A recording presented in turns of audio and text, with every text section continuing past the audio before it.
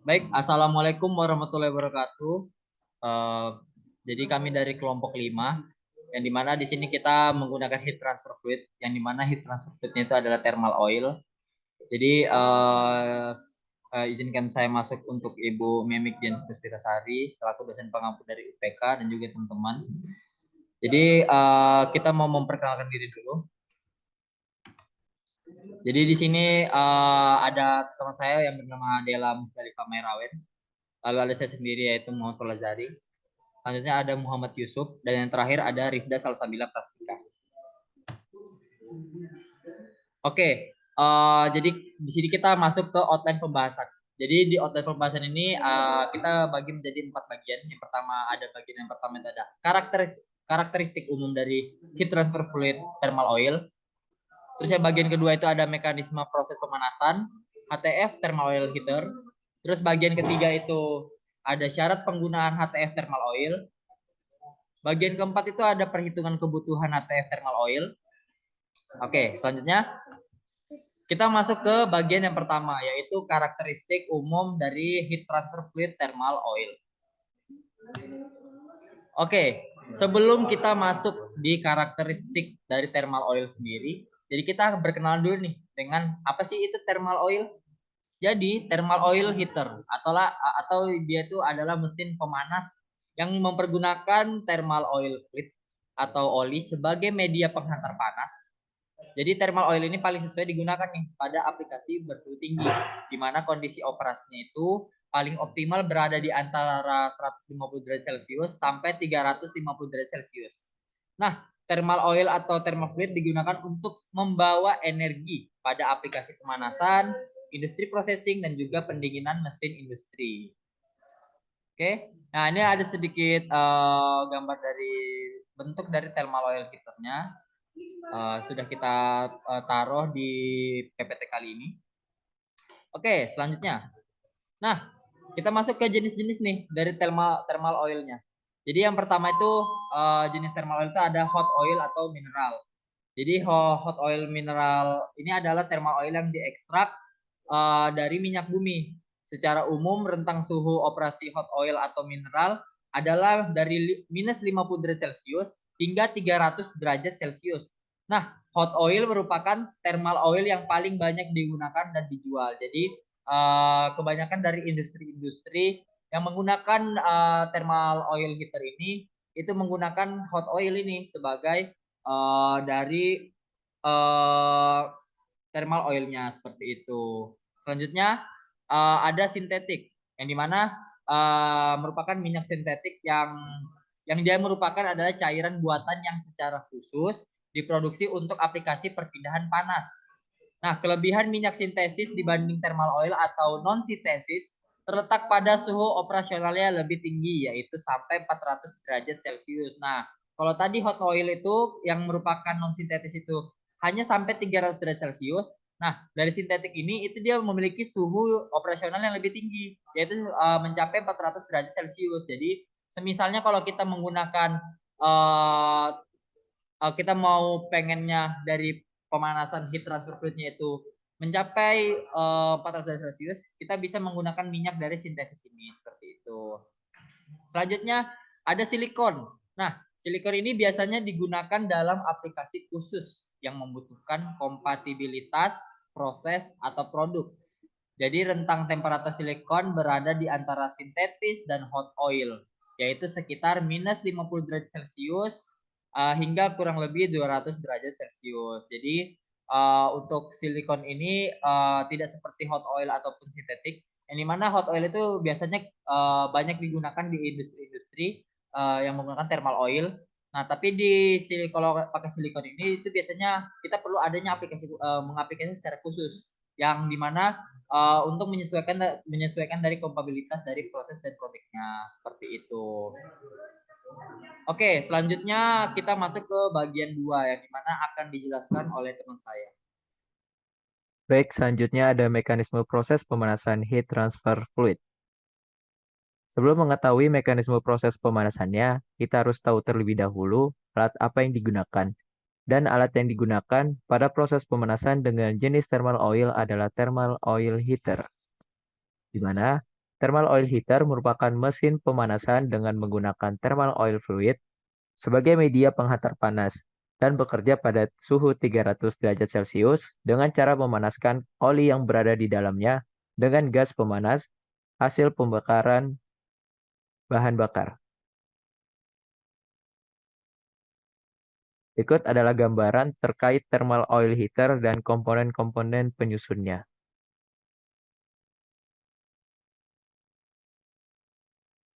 Untuk mekanisme pemanasan, bisa kita lihat dari komponen-komponen penting penyusun sebuah thermal oil heater.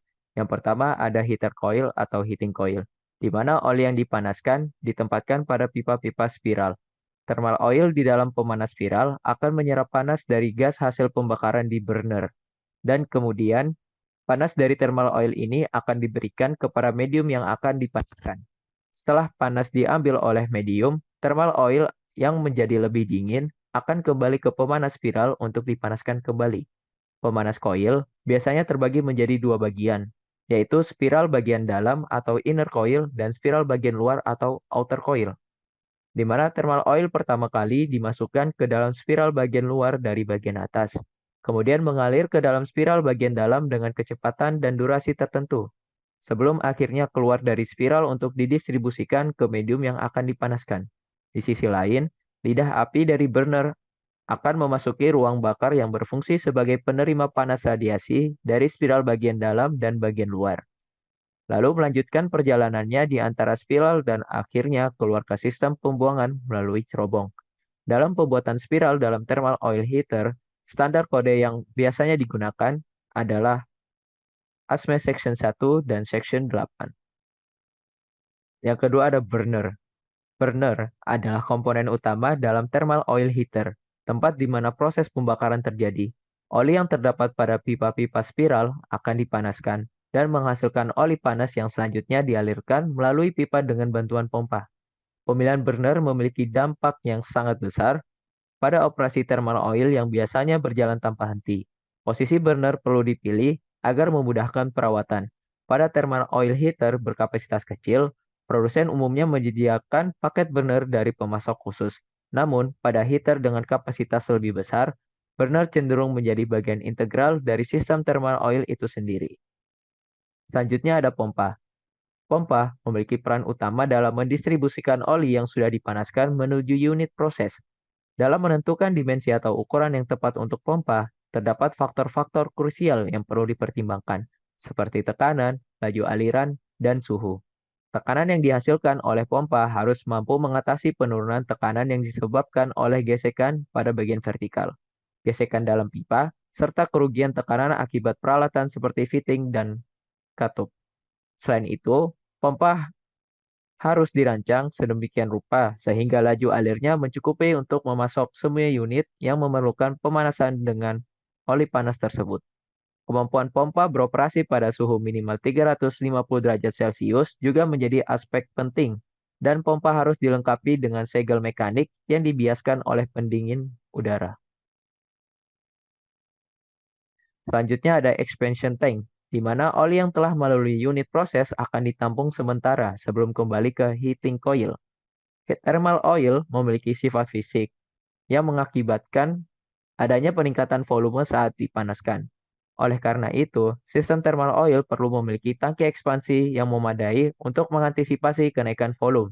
Faktor-faktor penting lainnya termasuk total volume system, suhu operasi, dan koefisien ekspansi fluida. Setelah merancang sistem pipa, langkah selanjutnya adalah menghitung jumlah thermal oil yang dibutuhkan untuk keseluruhan sistem, termasuk volume pipa dan koil pemanas. Kenaikan suhu sebanyak 100 derajat Celcius umumnya menyebabkan kenaikan volume thermal oil sekitar 10%. Misalnya, jika volume thermal oil yang awalnya 2000 liter dan beroperasi pada suhu 250 derajat Celcius, maka dari suhu lingkungan 30 derajat Celcius akan terjadi kenaikan sebanyak 220 derajat Celcius atau 22% pemuaian. Volume pemuaian sebesar 440 liter inilah yang harus ditampung oleh expansion tank. Menjaga level thermal oil dalam tangki ekspansi antara 25% hingga 75% kapasitas sangat penting. Aturan praktis dalam menentukan ukuran expansion tank adalah 2 kali lipat dari volume ekspansi. Dengan contoh di atas, maka diperoleh ukuran expansion tank sebesar 880 liter. Oke, baik. Selanjutnya adalah syarat-syarat penggunaan heat transfer fluida thermal oil. Penggunaan thermal oil sebagai heat transfer fluida memiliki beberapa persyaratan agar thermal oil ini dapat berfungsi secara efektif dan aman. Berikut ini adalah beberapa syarat untuk menggunakan thermal oil sebagai fluida perpindahan panas. Untuk syarat yang pertama yaitu suhu operasi. Thermal oil ini memiliki titik didih yang relatif cukup tinggi sehingga harus dimanfaatkan untuk beroperasi pada suhu operasi yang sesuai agar thermal oil ini tetap dalam bentuk cair ketika proses itu berlangsung. Hal ini dilakukan untuk memastikan bahwa thermal oil tidak akan menguap atau berubah menjadi gas pada suhu operasi tersebut. Kemudian untuk syarat yang kedua yaitu stabilitas thermal. Thermal oil harus memiliki stabilitas thermal yang baik, yang artinya thermal oil harus dapat bertahan dalam suhu tinggi tanpa terurai atau mengalami degradasi kimia yang signifikan. Kemudian yang ketiga adalah tekanan operasi. Biasanya, thermal oil ini bekerja pada tekanan atmosfer. Jadi, tekanan yang diberikan pada thermal oil ini hanya berasal dari pompa yang digunakan. Kemudian syarat yang keempat masih berkaitan dengan syarat sebelumnya yaitu pompa yang digunakan. Jadi, pompa yang digunakan untuk mengoperasikan thermal oil ini adalah pompa yang didesain untuk mengatasi pressure drop sambil tetap mempertahankan aliran agar tetap turbulen. Kemudian pompa ini juga harus dapat beroperasi pada suhu minimal 350 derajat Celcius dan menggunakan mechanical seal dengan pendinginan udara. Selanjutnya, untuk syarat yang kelima yaitu sistem tertutup. Menggunakan sistem yang tertutup merupakan salah satu syarat penggunaan thermal oil. Di sini dimaksudkan sistem yang tertutup ialah sistem yang tidak membuang cairan di dalamnya ketika proses itu berlangsung. Kemudian syarat yang keenam adalah auto ignition temperature atau yang bisa disingkat dengan AIT atau AIT. Jadi sistem thermal oil ini tidak boleh dijalankan pada suhu yang lebih tinggi dari AIT-nya. AIT ini apa? Atau auto ignition temperature ini apa? Jadi itu adalah suhu di mana fluida ini bisa menyala dengan sendirinya tanpa adanya pemantik. Oke, untuk syarat selanjutnya yaitu tangki ekspansi. Jadi sistem thermal oil ini menggunakan tangki ekspansi yang ukurannya didesain untuk cukup mengantisipasi penambahan volume thermal oil. Karena thermal oil ini dapat memuai sekitar 10% setiap kenaikan 100 derajat Celcius. Di sini saya akan melanjutkan bagian dari perhitungan kebutuhan HTF jenis thermal oil.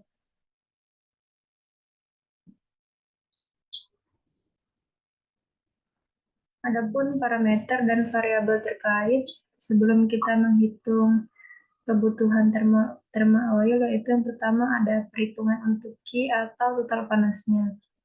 Saat akan menghitung kebutuhan thermal oil, perlu menentukan total panas yang perlu ditransfer ke dalam sistem. Gunakan rumus Q sama dengan M kali CP kali delta T untuk menghitung total panas atau Q yang diperlukan.